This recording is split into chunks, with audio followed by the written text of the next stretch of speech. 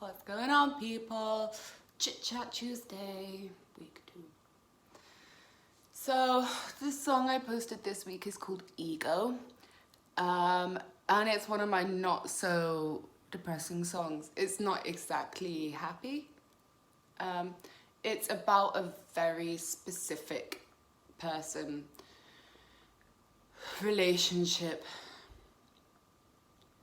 that I thought was helping me but was actually hindering me. And it's about just kind of true colors being revealed, you know? I don't want this to be like a bitch fest, so I don't want to be like slagging this person really hard on a YouTube video. But love bombing and narcissism is pretty well spoken about topic now, I think. And from my experience of this person is that kind of behavior doesn't always come from a boyfriend or a girlfriend or a controlling partner. Friends can have those traits. The thing with narcissism, so it is, I remember my aim with this is always directed towards love and compassion and understanding. And just because I made a decision to not have this person in my life anymore for the sake of my own well-being, that doesn't mean I wish them ill. So in the research that I've done in psychology and things like that, and I'll post links to where I found all this information. Narcissism is part of the Dark Triad. So in psychology, there's a dark personality triad, which consists of psychopathy, which we pretty much all know, somebody that not simply lacks empathy, but like lacks emotion and things like that.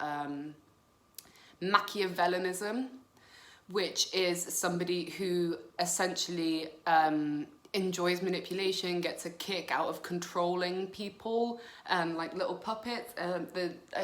The distinction between somebody with Machiavellianism and psychopathy is that a Machiavellist may be more inclined to feel empathy and have those kinds of emotions, whereas a psychopath is completely void.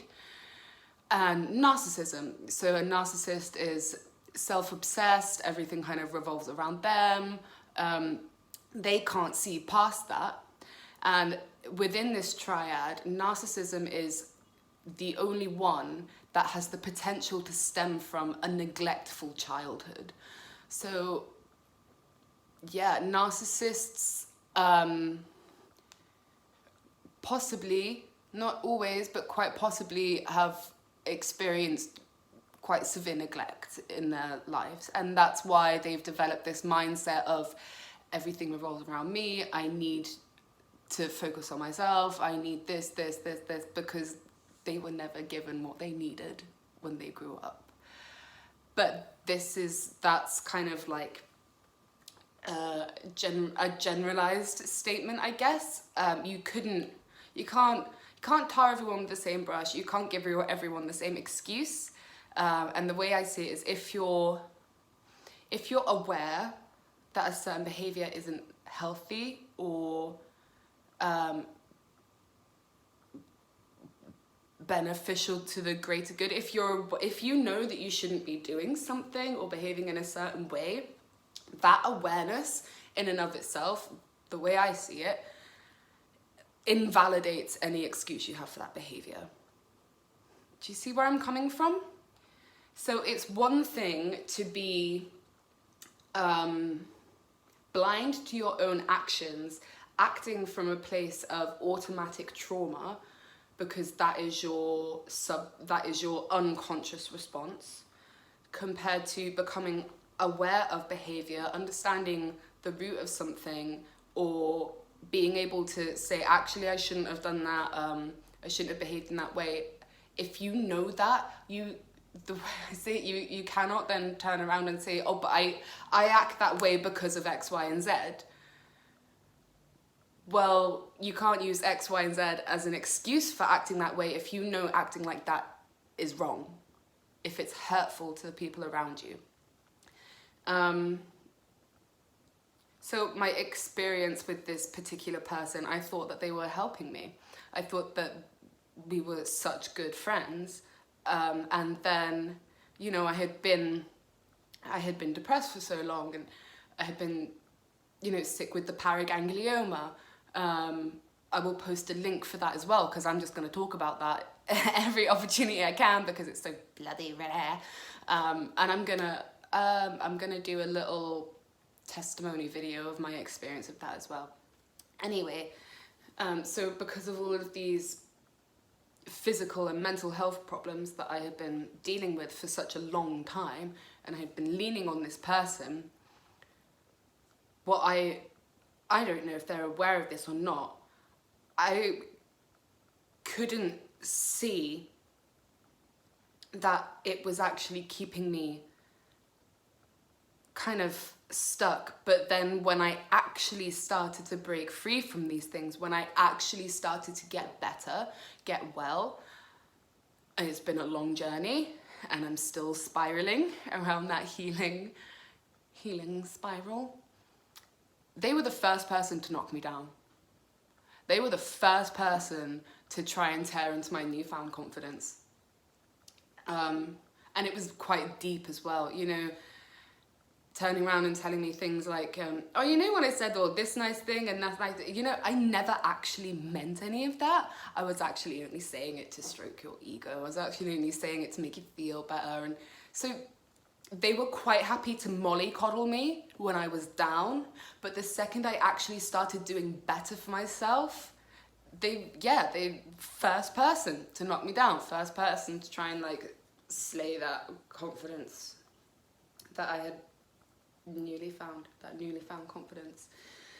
And that's not right. That's not friendship, you know.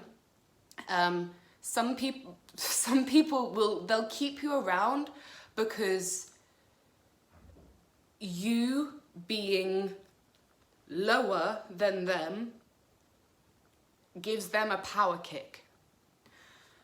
There are people who like to surround themselves with those that in their perception, in their mind, they deem as being smaller than them, and then that makes them feel bigger. So it's never okay for people to,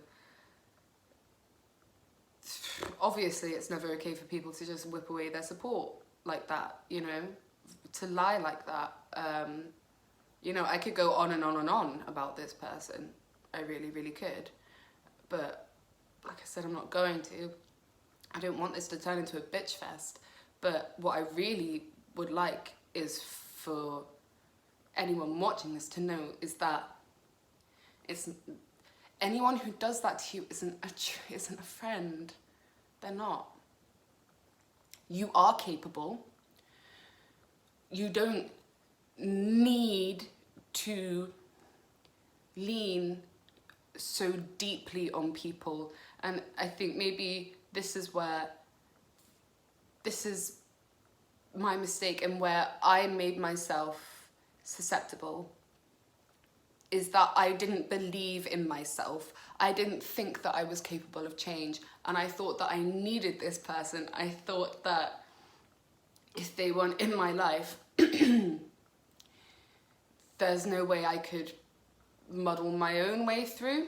Does that make sense? And I guess when they decided to change their tune and start hurling insults at me that were the complete polar opposite to all of the mollycoddling, that kind of